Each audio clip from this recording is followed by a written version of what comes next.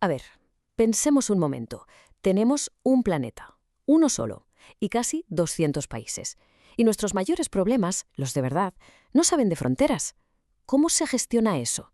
Pues bueno, el filósofo Jürgen Habermas le dio muchas vueltas a este puzzle y nos dejó algunas pistas muy interesantes. Y es que esa es la cuestión, ¿no? Es la gran tensión de nuestro mundo. Un planeta, 200 países. Un rompecabezas enorme, al que Jürgen Habermas, de hecho, dedicó gran parte de su obra a intentar resolver.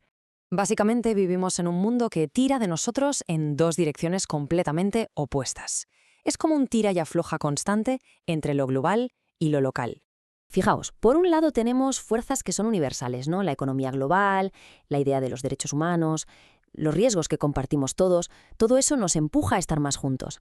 Pero claro, por otro lado, están las fuerzas que nos hacen únicos, que nos separan, la identidad de cada nación, la cultura local, la soberanía de las fronteras, eso es lo que nos ancla a lo nuestro, a lo particular. Y claro, este choque de trenes, esta tensión, pone una presión, una presión brutal sobre el modelo que ha dominado la política durante siglos, el Estado-nación. Entonces, la pregunta es casi obligada. ¿Se ha quedado obsoleto el Estado-nación?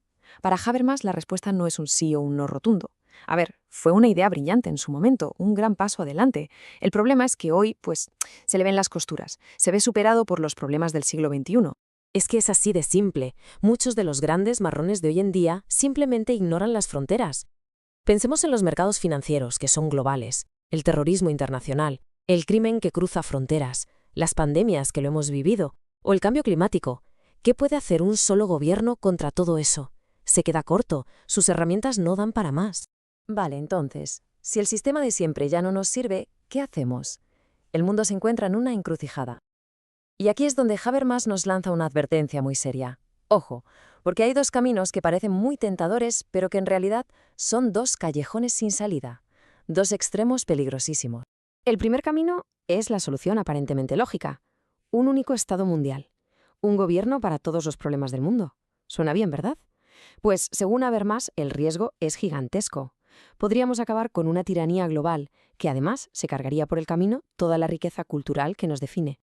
Y el otro extremo, pues es justo lo contrario, la reacción de encerrarse, la de aquí estoy yo y que le den al resto.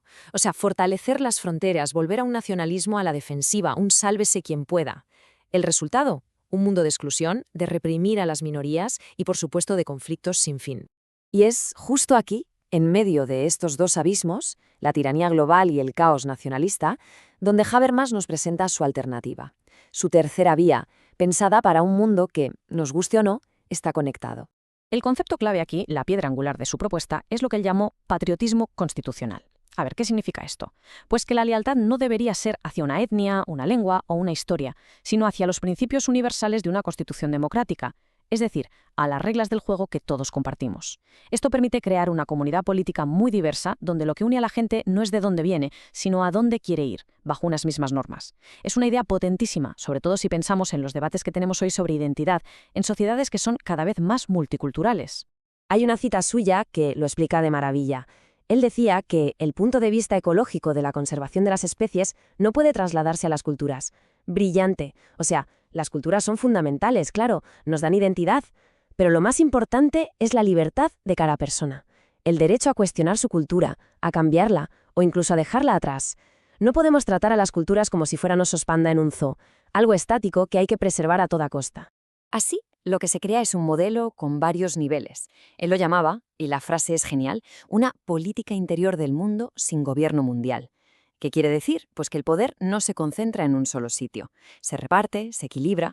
Los estados siguen siendo importantes, pero comparten poder con organismos supranacionales, pensemos en una ONU reformada, más fuerte, y con una sociedad civil global, o sea, ONGs y ciudadanos de todo el mundo que presiona y vigila para que los gobiernos actúen por el bien común. Y todo esto puede sonar muy teórico, muy abstracto, pero es que Habermas tenía un laboratorio de pruebas real para estas ideas justo delante de sus narices. Hablamos, claro, de la Unión Europea. Para él, la UE era exactamente eso, un experimento pionero, un intento de construir una comunidad política que fuera más allá del Estado-nación tradicional, una comunidad basada no en tener la misma sangre o la misma historia, sino en compartir leyes y valores democráticos.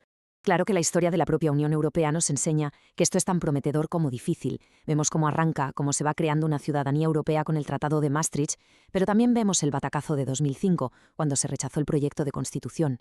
Esa fue una crisis que, desde luego, puso a prueba el optimismo del propio Habermas. Pero claro, como pasa con todos los grandes proyectos, la visión de Habermas se ha topado de frente con la cruda realidad. El camino no ha sido precisamente un paseo, ha estado lleno de baches. Y es que la historia reciente le ha dado varios golpes duros.